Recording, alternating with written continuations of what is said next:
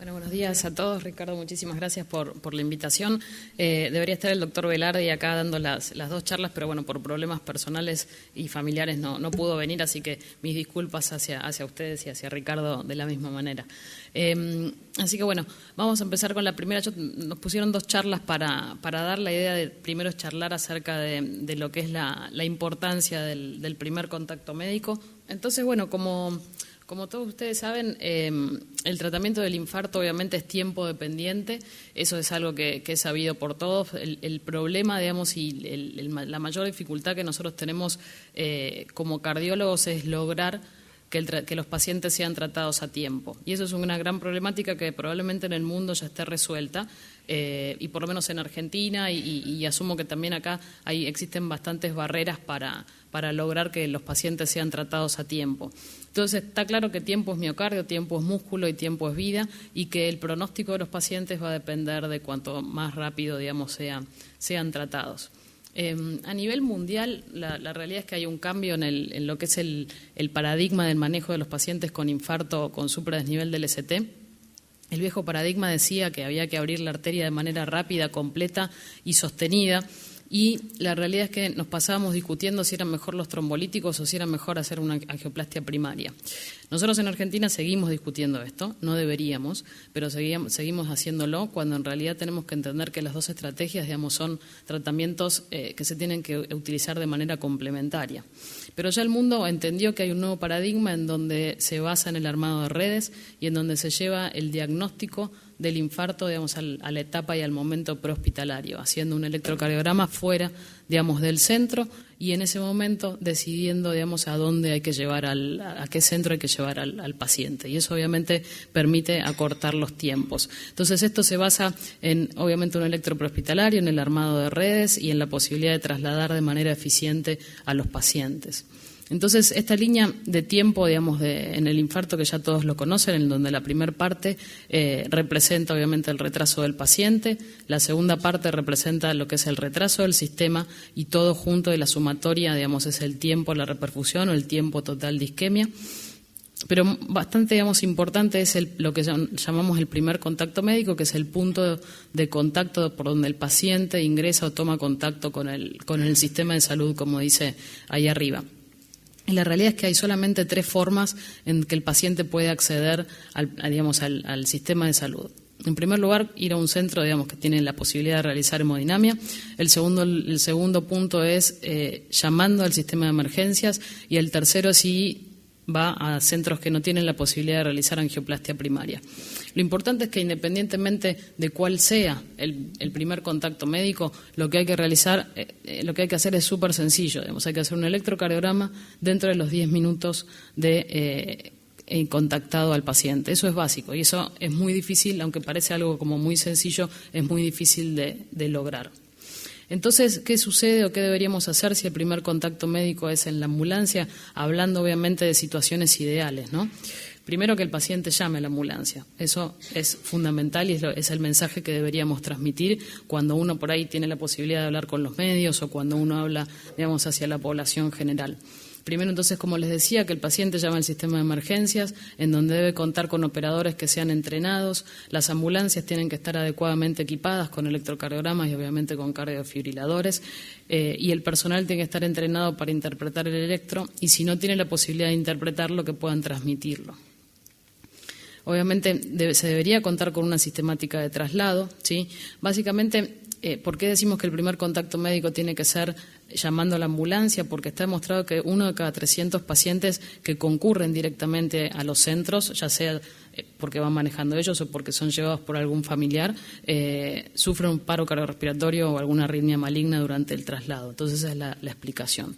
Por otro lado, está demostrado también que el hecho de llegar al centro en ambulancia, habiendo consultado, digamos, con el sistema de emergencia, impacta en una reducción en el tiempo total de isquemia que les mencionaba antes y también en lo que es el tiempo puerta-balón, que son las dos rayitas o conglomerado de pacientes colorados. Y a la vez, obviamente, se llega muchísimo más rápido en ambulancia que si uno va con un vehículo particular y se logra reperfundir más rápido, básicamente porque se puentea toda la espera, digamos, que hay en las salas de emergencia. Entonces, como les decía, digamos, todas las ambulancias deberían contar con un sistema de traslado, una sistemática de traslado, y básicamente eso impacta y hace que el personal de la ambulancia sepa ya directamente, una vez que hizo el diagnóstico, qué hacer con el paciente y a dónde llevarlo. Si está cerca, por ejemplo, acá en la ciudad de Montevideo, que no sé cuántos centros habrá con capacidad de hacer hemodinamia, pero digamos, deberían todas las ambulancias saber a qué centro llevar a cada paciente y evitar llevar a un paciente con infarto con supra a centros que no tengan la posibilidad de hacer angioplastia primaria. Y para eso se tiene que trabajar en simplemente realizar sistemáticas.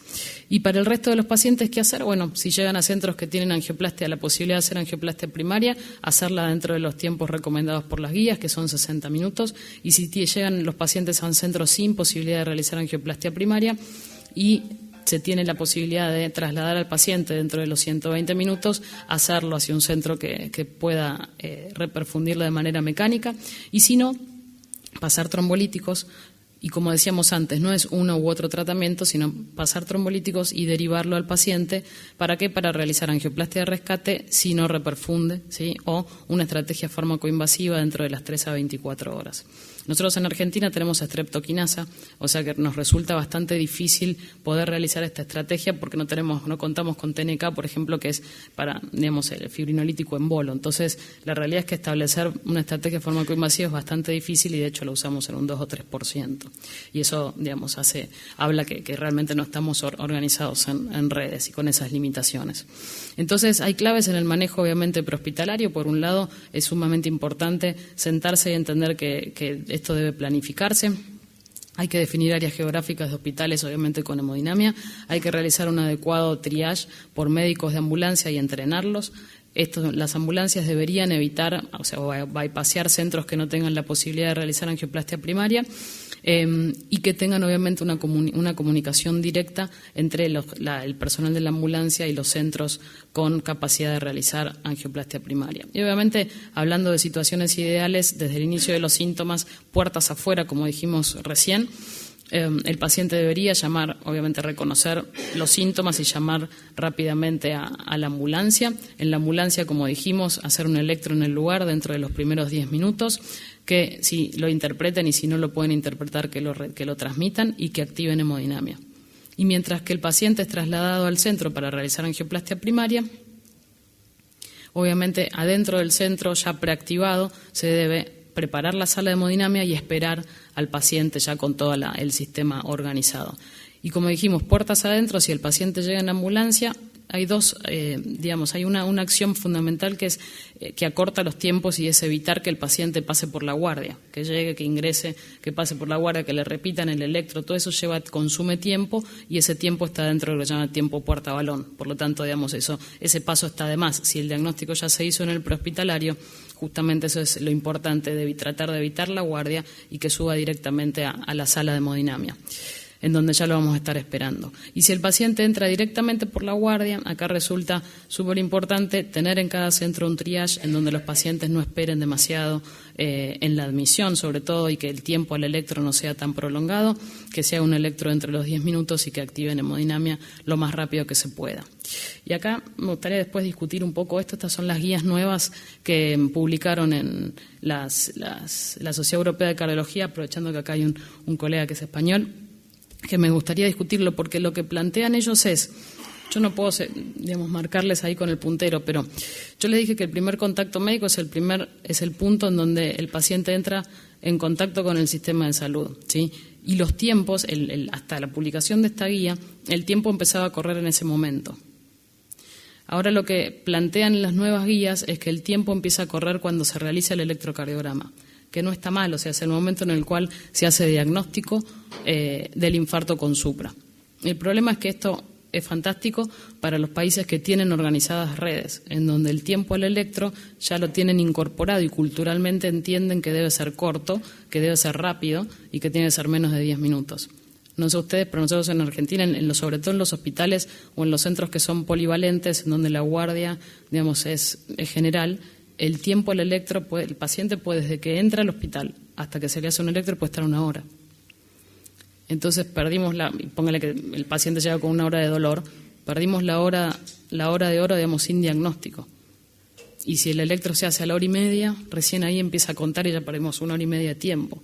Entonces, eso me gustaría después, si lo podemos poner a discusión, porque realmente para países como sobre todo con nosotros latinoamericanos que no tenemos desarrollados sistemas para atender a los pacientes con infarto, me parece que y obviamente que estamos como 10 o 15 años atrasados, habría que siempre leerlo, ¿no?, con cuidado y con esta salvedad que la hacen en las guías, pero en un parrafito muy, muy breve. Entonces, como les decía antes, y esto después, cuando decíamos de los 120 minutos, ¿no?, de vuelta, yo no lo puedo marcar ahí, pero como les dije antes, una vez hecho el diagnóstico, hay 120 minutos o hay que pensar si el paciente tiene la posibilidad de angioplastiarse dentro de los 120 minutos. Si eso es así, hay que derivarlo, y si eso no es así, hay que pasarle trombolíticos y derivarlo, como se los mencioné antes. Uno dice 120 minutos, ¿es mucho, es poco? Bueno, la realidad es que de los 120 minutos, si el paciente llega a un centro sin hemodinamia, en los primeros 30 minutos hay que hacer el diagnóstico, o sea, es ese tiempo que los americanos llaman DIDO, que es el door in, door out. Entonces, los primeros 30 minutos el paciente llega, se hace el electro, hay que activar al centro con hemodinamia y tiene que salir de ese centro, con o sin trombolíticos, ¿sí?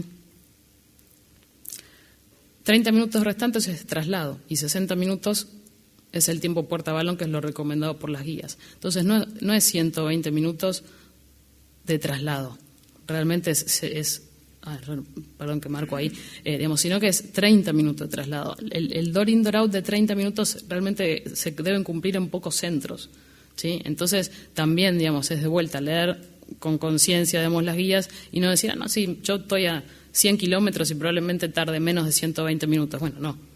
Para hacer esos 120 minutos, esos 100 kilómetros se tardan 120 minutos, pero no están contando ni el tiempo en el centro derivador ni el tiempo en el centro receptor. Entonces eso es importante tenerlo en cuenta, y lo mismo cuando el primer contacto médico es en la ambulancia. De los 90 minutos que decían las guías, 30 minutos tienen que ser de traslado y 60 minutos de puerta-balón. Cuanto menor sea el tiempo de puerta-balón, si se logra preactivar, más tiempo de traslado, más lejos puede estar la ambulancia, ¿sí? Pero estas son cosas que hay que tenerlas en cuenta. Entonces, ya como conclusión, yo esta charla la había armado antes, de la publicación de las guías nuevas, pero creo que sí, realmente el primer contacto médico es el punto cero, por lo menos para países como nosotros, que tenemos que empezar a organizarnos, ¿no? Sí es el tiempo, obviamente, el primer punto con el que el paciente entra en contacto con el sistema de salud, y que creo que es el momento cero en donde debería empezar a correr el tiempo, y que básicamente los esfuerzos nuestros tienen que estar concentrados en educar a toda la comunidad médica, no solamente cardiológica, para que una vez que un paciente con dolor llegue a una guardia y lo atienda un cardiólogo, un clínico, un internista o el que fuere, le haga un electrocardiograma rápido dentro de los 10 minutos y que de esa manera activen el famoso código infarto. Y básicamente para lo que nosotros trabajamos, que va a ser la última charla, en las guías, es para trasladar y aplicar el conocimiento que dicen las guías clínicas a la realidad, ¿sí? Y básicamente para poder lograr esto es una cuestión cultural. Y en cualquier lugar, siempre la cultura, ¿sí?, se come a la mejor estrategia. Entonces hay que trabajar muchísimo en todo lo que es la educación cultural y la educación de los profesionales para que esto se pueda llevar a cabo. Muchísimas gracias.